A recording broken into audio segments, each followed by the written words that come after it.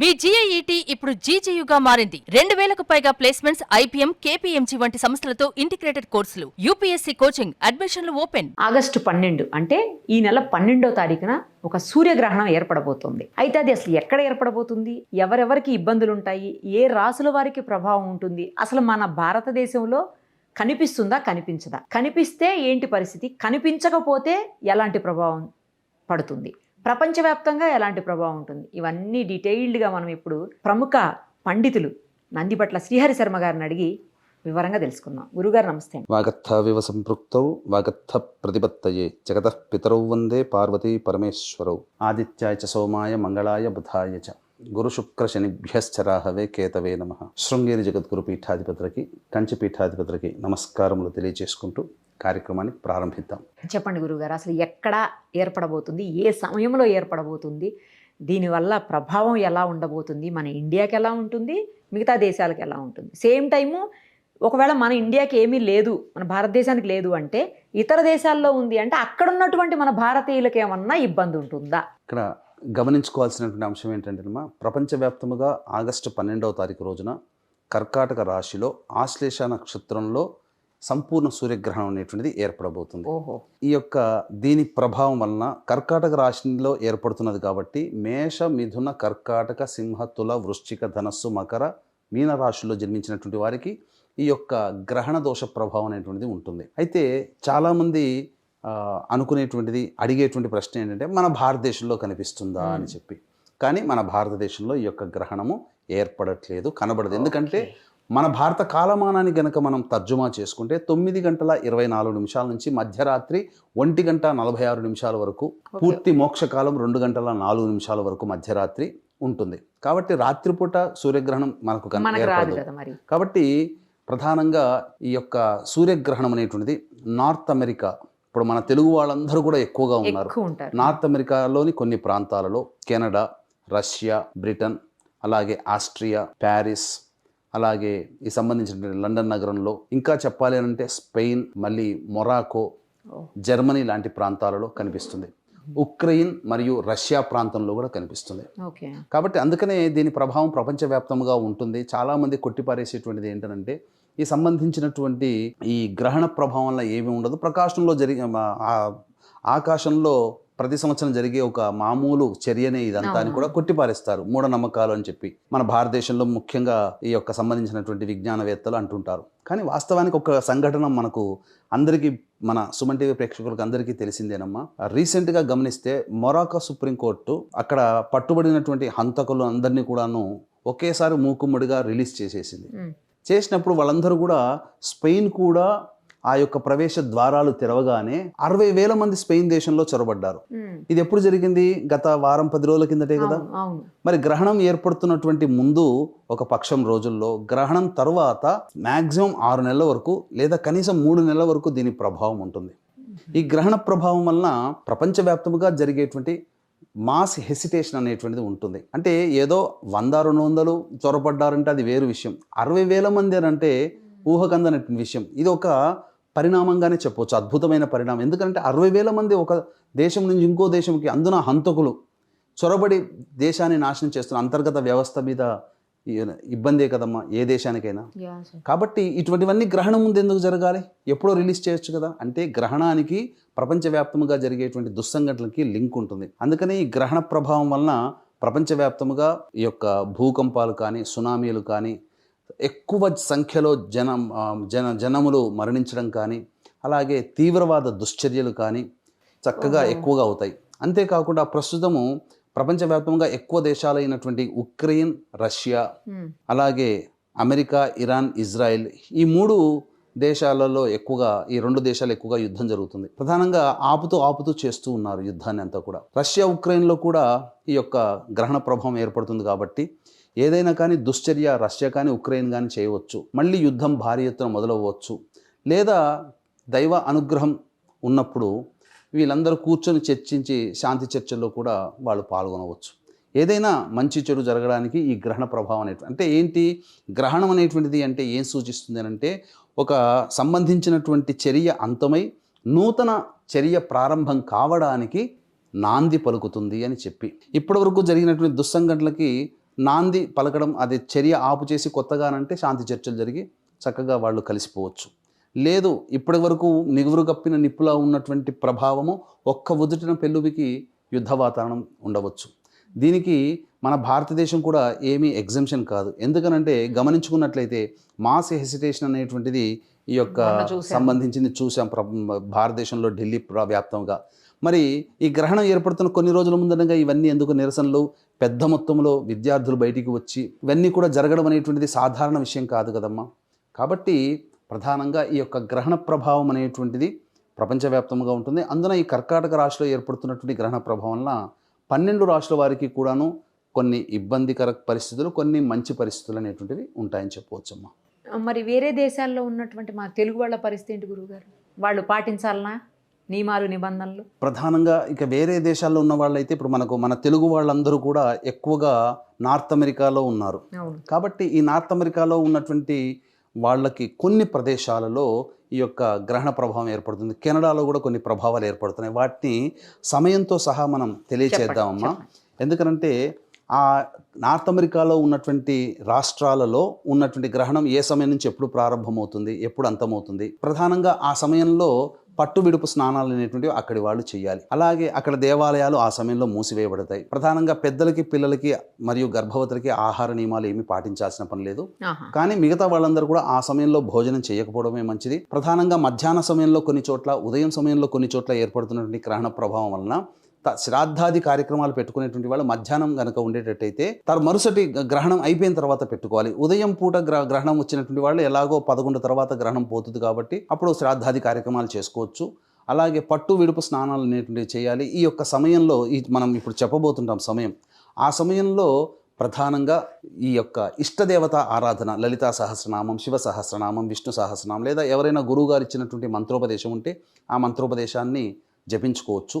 తదనంతరం ఆ యొక్క ఇంట్లో నిల్వ ఉంచినటువంటి పదార్థాల్లో నీటిలో దర్భపుల్లలు లేదా గరికపోచలు ఉంచి ఆ యొక్క మొత్తం ఇంటి కిటికీలు కానీ అన్నీ కూడా మూసివేయబడితే గ్రహణ ప్రభావంలో ఏమవుతుందనంటే ప్రధానంగా అంతరిక్షం నుంచి విశేషముగా కొన్ని విషవాయువులు భూమి మీద ప్రసరిస్తాయి. అది ఇంట్లోకి రాకుండా ఉండాలనే పూర్వకాలంలో అన్నీ మూసేసేవాళ్ళు. దేవాలయాలు ఎందుకు మూసేవాళ్ళు అంటే విగ్రహాలు చెడిపోతాయని చెప్పి, విగ్రహాల్లో పగుళ్ళు వస్తాయి ఆ విషవాయువులకి, అందుకని మూసివేస్తారు. ఇదేమీ మూఢనమ్మకం కాదమ్మా. తర్వాత ఎందుకు దేవాలయాల్ని, ఇంటిని శుభ్రపరచుకోవడం సైన్స్ కూడా ఉంది. ఎందుకంటే ఇంట్లో ఉన్న పేరుకుపోయినటువంటి విషవాయువులంతా కూడా తొలగిపోతాయని చెప్పి. అంత అయిన తర్వాత ధూపం ఎందుకు వేస్తారు? ధూపం వల్ల గోడలకు పట్టుకున్న విషవాయువులు వెళ్ళిపోతాయని. ఈ విధంగా మన సైన్స్లో, మన ఆచార వ్యవహారాల్లో సైన్స్ దాగి ఉంది. కాబట్టి ఈ విధంగా చేసుకోవడం అనేటువంటిది ఆచారంగా వస్తుంది. తదనంతరం మనం గమనించుకున్నట్లయితే ఈ యొక్క ఎవరైతే ఈ చెప్పినటువంటి రాశుల్లో మనకు నార్త్ అమెరికా, ఇప్పుడు మనం టైమింగ్స్ చెప్పబోతాము.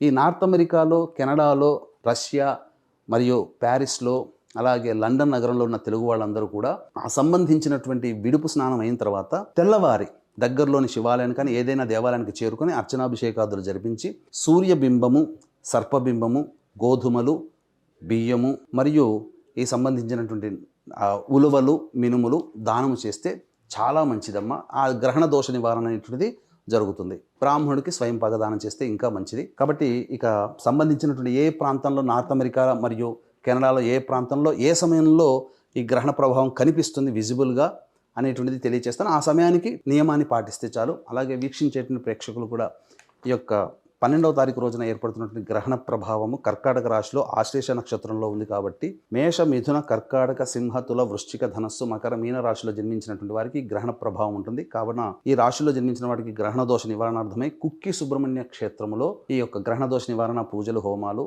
కుజగ్రహ ప్రభావం వలన విద్యలో, ఉద్యోగంలో, దాంపత్య విషయంలో, సంతాన విషయంలో, వివాహ విషయంలో, రాణి బాకీలు, అలాగే రుణ బాధల విషయంలో, కోర్టు సమస్యలు, శత్రు సమస్యలు, సంతాన పరంగా ముఖ్యంగా సమస్యలు, కాలసర్పదోష నివారణ, ఇవన్నీ కూడా సంబంధించినటువంటి కుజగ్రహ ప్రభావంలో జరుగుతాయి. కాలసర్పదోషాలు, సర్పదోషాలు. కుజునికి అధిష్టాన క్షేత్రమైనటువంటి కుక్కి సుబ్రహ్మణ్య క్షేత్రంలో ఈ చెప్పినటువంటి దోషాల నివారణకి ఆయా దోష నివారణ పూజలు, హోమాలు, అలాగే ప్రస్తుతం శని వక్రీకరించినటువంటి కారణం చేత 12 రాశుల వారికి కూడాను సమస్యాత్మకంగా ఉంది కాబట్టి శని దోష నివారణ పూజలు, హోమాలు జరిపించి పూజ చేసిన కరంగలి మాల ఇవ్వడం జరుగుతుంది. అవకాశం ఉన్నటువంటి వాళ్ళు 12వ తారీఖు రాత్రి 8 గంటల లోపల స్క్రీన్పై కనిపిస్తున్న నెంబర్కి కాంటాక్ట్ చేసి గోత్రనామాదులు నమోదు చేసుకోవచ్చు.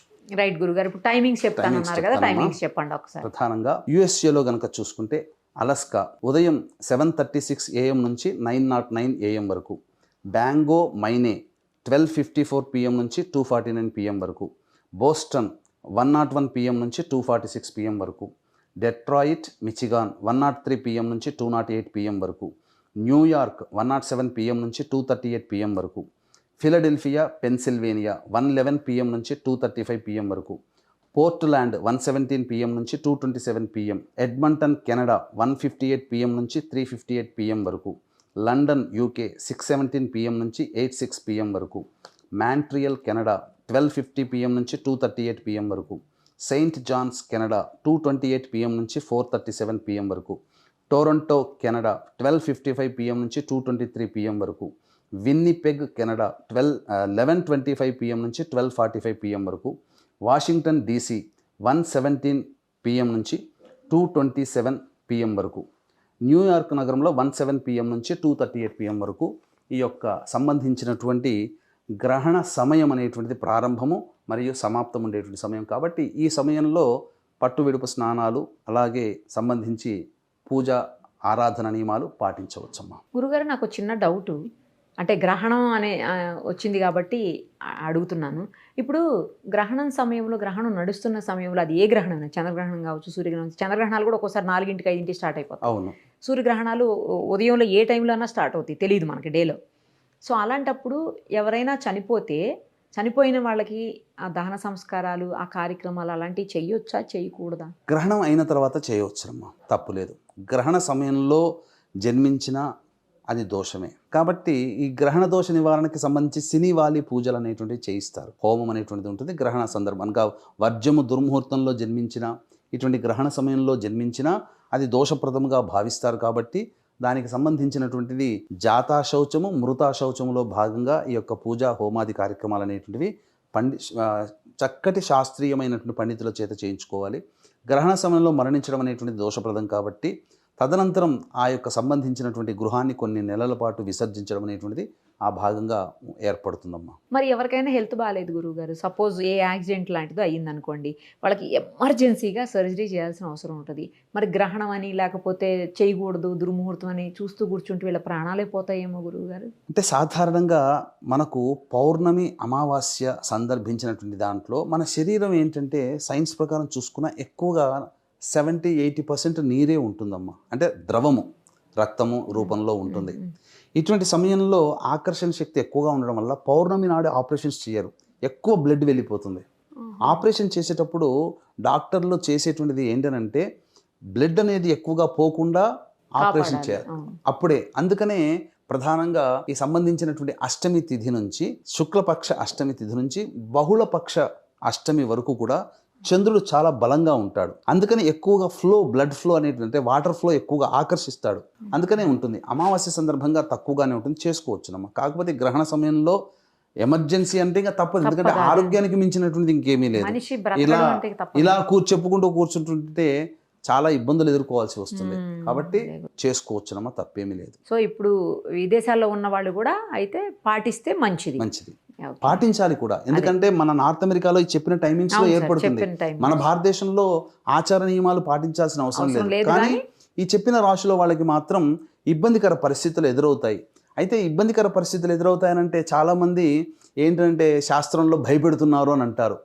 ఏమీ భయపడాల్సిన పని లేదమ్మా, జాగ్రత్త కోసం చెప్తున్నారు అనుకో. అంటే ఏమవుతుందనంటే పెనం మించి పొయ్యిలో పడ్డట్టు కాదమ్మా. ఇప్పుడు మీకు చెప్పాలంటే ఈ గ్రహణ ప్రభావం వలన ఇప్పుడు మనకు కర్కాటక రాశిలో ఏర్పడుతుంది ఆశ్లేష నక్షత్రం.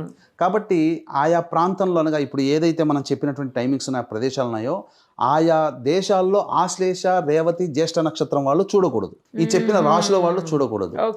ఓకే, ప్రధానంగా ఆశ్లేష రేవతి జ్యేష్ఠ నక్షత్రం వాళ్ళకి దోషప్రదము. అయితే ఇక్కడ మన భారతదేశంలో ఉన్నటువంటి వాళ్ళు ఎక్కువగా దీన్ని నమ్ముతారు, పాటిస్తారు. కాబట్టి అంటే ప్రపంచవ్యాప్తంగా జరిగేటువంటిదే, ఎంతోమంది వాళ్ళ యొక్క అనుభవం అయితే తప్ప తెలియదు. కాకపోతే ఇక్కడ ఏం జరుగుతుంది, సహజంగా వ్యాపారస్తులు ఉంటారు. ఈ చెప్పిన రాశుల్లో ఏదైనా ఒక రాశి వాళ్ళకి బాగోలేదని చెప్పినప్పుడు వాళ్ళ వ్యాపార వ్యవహారాల్లో సాధారణంగా ఎప్పుడైనా 50 రూపాయలు నష్టం వచ్చే రోజు ఉందనుకోండి, ఈ యొక్క గ్రహణ ప్రభావంలో 2-3 నెలల వరకు 50 నుంచి 75 రూపాయలు నష్టం వస్తుంది. అంటే కొద్దిగా అధికంగా ఉంటుంది. దెబ్బ తగిలే అవకాశం ఉంది, చిన్న దెబ్బ, లేదా ఒక వ్యక్తి చేత మాటలు పడడం అనేటువంటిది సహజంగా ఉన్నదనుకోండి, ఈ గ్రహణ ప్రభావం ఆ రాశిలో జన్మించిన వాళ్ళకి పలువురితో ఎక్కువగా మాటలు పడడం, ఓకే, అవమానాలు ఎక్కువ అవడం, చిన్నదానికంటే కొద్దిగా ఎక్కువగా అవుతుంది. దీని ప్రభావము ఒక 3 నెలల వరకు దీని యొక్క ప్రభావం ఉంటుంది. కాబట్టి దేవతానుగ్రహాన్ని పొందితే ఆ దోషం తొలగిపోతుందమ్మా, ఇబ్బంది పడాల్సిన అవసరం లేదు. అందుకనే కదా దగ్గరలోని ఈ చెప్పిన రాశి వాళ్ళు మన భారతదేశంలో కనిపించకపోయినా ఈ మేష, మిథున, కర్కాటక, సింహ, తుల, వృశ్చిక, ధనస్సు, మకర, మీన రాశిలో జన్మించిన వారు ఎవరైతే ఉంటారో మన భారతదేశంలో ఉన్న వాళ్ళైనా కానీ ఈ యొక్క 13వ తారీఖు రోజున చక్కగా దేవాలయానికి చేరుకొని చక్కగా ఈశ్వరునికి నవగ్రహాల చుట్టూ శివాయ నమః అంటూ 27 ప్రదక్షిణలు చేసి ఈశ్వరునికి అభిషేకము, అర్చన జరిపించుకోండి. చాలు, సకల దోషాలు తొలగిపోతాయి. ఇంకా ఏ ఇబ్బంది పడాల్సిన అవసరం లేదు. లేదండి, ఇంకా చెప్పాలి అని అంటే ఈ యొక్క రాత్రి 9:24 నిమిషాల నుంచి మధ్యరాత్రి 1:46, మ్యాక్సిమం 2:4 వరకు ఉంది కదా. ఈ సమయంలో నిద్రపోకుండా కూర్చొని ఇష్టదేవతా మంత్రాన్ని ఇక్కడ కూడా జపం చేసుకుంటే, ఒకసారి మంత్రం జపిస్తే 1000 సార్లు జపం చేసిన ఫలితం కలుగుతుంది. ఆ సమయానికి ఈ సమయం మనకు తర్జుమవుతుంది. అక్కడ గ్రహణం ఏర్పడే సమయం మనకు రాత్రి కాబట్టి ఈ సమయానికి మనం ఇక్కడ కూర్చొని చేసుకుంటే సరిపోతుంది. లేదు ఇంకా చెప్పాలి అని అంటే ఇంకా మంత్రపూర్వకంగా చేయించుకోవాలంటే కుక్కి సుబ్రహ్మణ్య క్షేత్రంలో ఈ చెప్పినటువంటి రాశుల వాళ్ళకి మన పీఠం ఆధ్వర్యంలో ఎలాగో జరుగుతున్నాయి. 12వ తారీఖు రాత్రి 8 గంటల లోపల నమోదు చేసుకోవచ్చు. రైట్ గురుగారు, థ్యాంక్ యూ సో మచ్. సర్వం శ్రీ ఉమామహేశ్వర పరబ్రహ్మార్పణమస్తు.